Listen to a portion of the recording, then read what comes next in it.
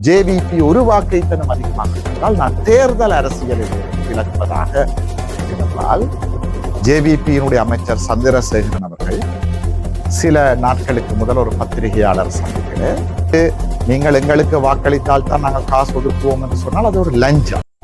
ஜேவிபிக்கு வழங்கிய வாக்குகளை வெகு பல மடங்குகள் குறைத்து இருக்கிறது. ஆகவே ஜனாதிபதியினுடைய கருத்தை நாங்கள் நிராகரிக்கிறோம். அரசாங்கம் சிங்கள பௌத்த பேரினவாத கட்சியான ஜேவிபி தலைமையிலான இந்த என்பிபி அரசு தமிழர் தாயகத்தை நிரந்தரமாக கடந்த பாராளுமன்ற தேர்தலில் தமிழர் தாயகமான வடக்கு கிழக்கிலே ஜனதா விமுக்தி பெரமுன தலைமையிலான என்பிபி தேசிய மக்கள் சக்தி கட்சிக்கு பெருவாரியான வாக்குகள் வழங்கப்பட்டிருப்பது. வணக்கம் அண்ணா. வணக்கம். நடந்து முடிந்த உள்ளூராட்சி சபை தேர்தலை பற்றி கொஞ்சம் விளக்கம் சொல்ல முடியுமா? நடைபெற்று முடிந்த உள்ளூராட்சி மன்ற தேர்தலில் கடந்த பாராளுமன்ற தேர்தலில் தமிழ் மக்கள் இழைத்த தவறிலிருந்து விடுபட்டு வந்திருப்பதை காண முடிகிறது.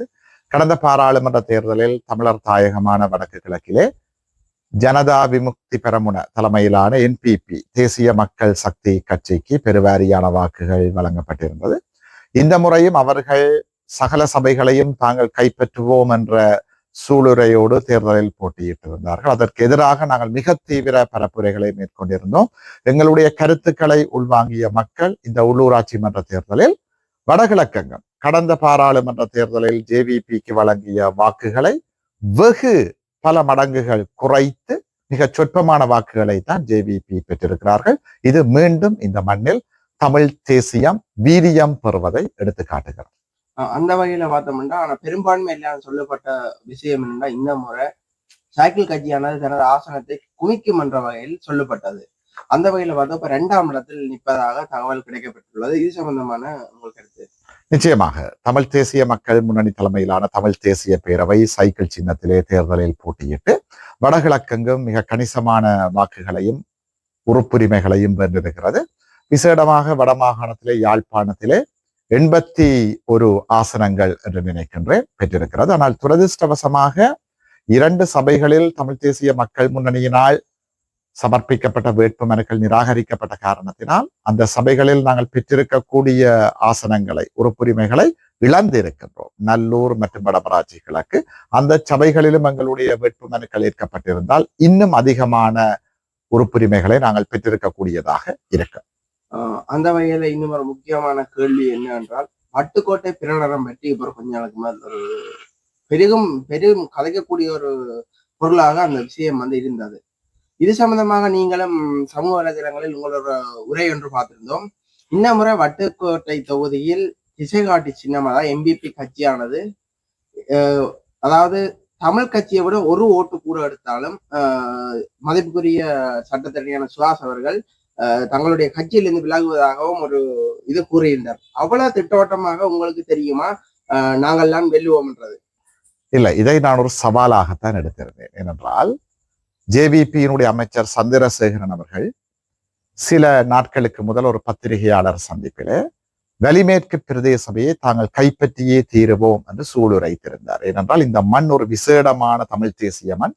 தமிழீழ பிரகடனம் இந்த வட்டுக்கோட்டை தொகுதியிலே தான் நிறைவேற்றப்பட்டது. ஆகவே இந்த மண்ணை அவர்கள் கைப்பற்றினால் அல்லது அதிகூடிய வாக்குகளை பெற்றால் தமிழீழ பிரகடனத்தை நிறைவேற்றிய மண்ணை தாங்கள் கைப்பற்றி விட்டோம், ஆகவே அந்த பிரகடனம் வெளிதற்று போகின்றது என்கின்ற ஒரு பிரச்சாரத்தை அவர்கள் எதிர்காலத்திலே முன்னெடுப்பார்கள்.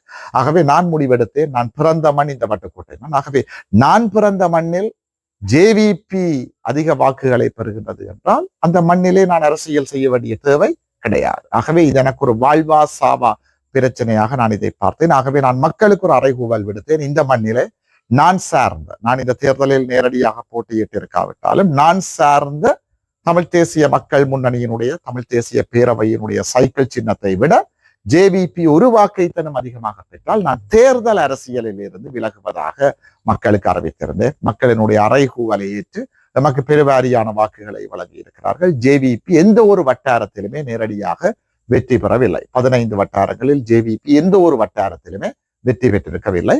ஆகவே இது எங்களுக்கு ஒரு பெரிய அங்கீகாரமாக நாங்கள் பார்க்கின்றோம். அந்த அங்கீகாரத்தை வழங்கிய எனது மக்களுக்கு நான் மீண்டும் மீண்டும் மனமார்ந்த நன்றிகளை கூறிக்கொள்ள விரும்புகிறேன். அது மட்டுமில்லை, இன்னும் ஒரு கேள்வி என்னென்றால், இந்த முறை மாகாண சபை தேர்தலில் மதிப்புரிய சட்டத்தரணியான சுஹாஸ் அவர்கள் முதலமைச்சர் வேட்பாளராக நிற்கின்றார் என்ற ஒரு கதை வந்து பரப்பப்பட்டு கொண்டிருக்கு. அது உண்மையா இல்ல உண்மைக்கு புறம்பானதா? அதை பற்றி கட்சி தான் தீர்மானிக்க வேண்டும். அதற்குரிய தருணம் இப்பொழுது வந்திருப்பாக நான் கருதவில்லை. ஏனென்றால் இன்னும் மாகாண சபை தேர்தலை அறிவிக்கப்படவில்லை. மாகாண சபை தேர்தல் அறிவிக்கப்பட்டதன் பிற்பாடு கட்சி அது பற்றி ஆராய்ந்து பொருத்தமான முடிவை எடுக்கப்பாகவே இது பற்றி இப்பொழுது கதைப்பதற்குரிய சூழல் வந்திருப்பதாக நான் கருதவில்லை. இன்னும் ஒரு முக்கியமான விஷயம் கேட்கணும். நீங்கள் வந்து தமிழர் பகுதியை மீட்பதற்காக உங்களுடன் பலர் இணைந்து, கட்சி வேதமின்றி பலர் இணைந்து இந்த காணிகளை மக்கள் நிலத்தை தமிழர் தாயத்தை மீட்பதற்காக போராடி வருகின்றனர்.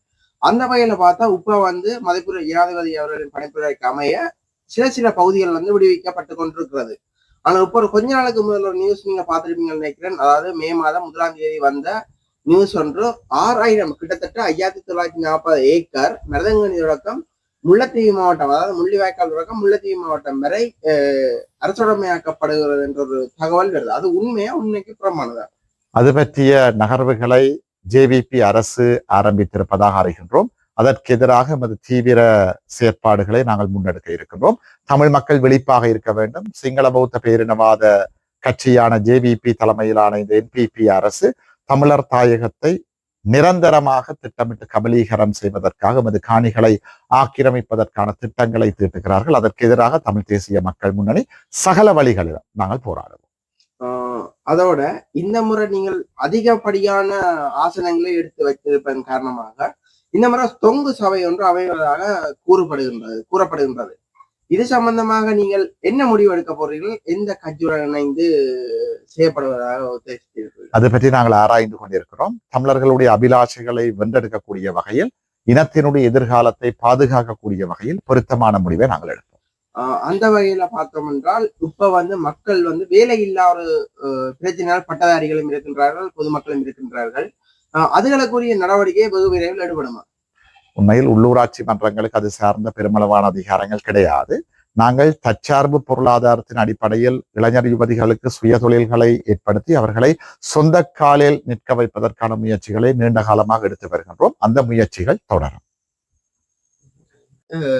இந்த முறை நடந்த கூட்டத்தில், அதாவது ஜனாதிபதி கூட்டத்தில் கிட்டுப்புகள் நடந்த கூட்டத்தில் உள்ளூராட்சி சபையில் வந்து தங்களுக்கு வாக்களிக்காவிடின் மக்களுக்கு கிடைக்கும் உரிமைகள் கிடைக்கப்படாது என்ற வகையில் ஜனாதிபதி கூறியதாக ஒரு தகவல் வருது. அதாவது சம்பந்தமாக உங்களுக்கு தகவல் தெரியுமா? அவர் அவ்வாறு தெரிவித்திருந்தார். ஆனால் அது ஒரு சட்டத்தை மீறிய லஞ்சத்துக்கு ஒப்பான வாக்குறுதி. மக்களுக்கு நீங்கள் எங்களுக்கு வாக்களித்தால் தான் நாங்கள் காசு ஒதுக்குவோம் என்று சொன்னால் அது ஒரு லஞ்சம். ஆகவே இலங்கையினுடைய ஜனாதிபதியாக இருக்கிற அனுரகுமார திசாநாயக்க லஞ்சத்தை ஒழிப்போம் என்று தேர்தலில் வெற்றி பெற்றதற்கு பிறகு லஞ்சத்தை அவரே வழங்குவது போன்று வாக்குறுதிகளை அளிப்பது சட்டத்தை மீறிய ஒரு தவறான செயற்பாடு. ஆனால் உண்மையை சொல்ல போனால் உள்ளூராட்சி மன்றங்களுக்கான பெருமளவு நிதி அந்த சபைகளினுடைய ஆளுகைக்குட்பட்ட திணைக்களங்களில் இருந்து, அரச காரியாலயங்களில் இருந்து பெறப்படுகின்ற வரி வருமானம் மூலம் மக்களுடைய பணம் தான் உள்ளூராட்சி சபைகளுக்கு உள்வாங்கப்பட்டு அவை மூலம்தான் மக்களுக்கான சேவைகள் வழங்கப்படுகிறது. ஆகவே ஜனாதிபதியினுடைய கருத்தை நாங்கள் நிராகரிக்கிறோம். அரசாங்கம் நிதியை ஒதுக்காவிட்டாலும் வரிப்பணத்தின் மூலம் உள்ளூராட்சி சபைகளை நிர்வகிக்கக்கூடிய அதிகாரம் சபைக்கு இருக்கிறது. மற்றும் உள்ளூராட்சி சபையில் இருக்கும், அதாவது நிலையான வாய்ப்புகளுக்கு பணங்கள் இந்த முறை மக்களுக்கு எடுத்து செலவு செய்யப்படுமா? அதை அந்த உள்ளூராட்சி மன்றங்களில் ஆளுகைக்கு வரப்போகின்ற தரப்பினர் தான் அவை பற்றி தீர்மானிக்க வேண்டும். எம்மிடம் கட்சியிடம் ஆலோசனை கேட்டால் நாங்கள் அந்த சபையினுடைய நிலைமையை பொறுத்து முடிவுகளை எடுப்போம். இவ்வளவு நேரம் எங்களுக்காண்டி உங்கள் நேரத்தை ஒதுக்கி இவ்வளவு கதைத்ததுக்கு மிக்க நன்றி. அடுத்த ஒரு மக்கள் பிரச்சனையில் உங்களுடன் சந்திப்போம். நிச்சயமாக உங்களுடைய அன்புக்கும் ஆதரவுக்கும் நன்றி.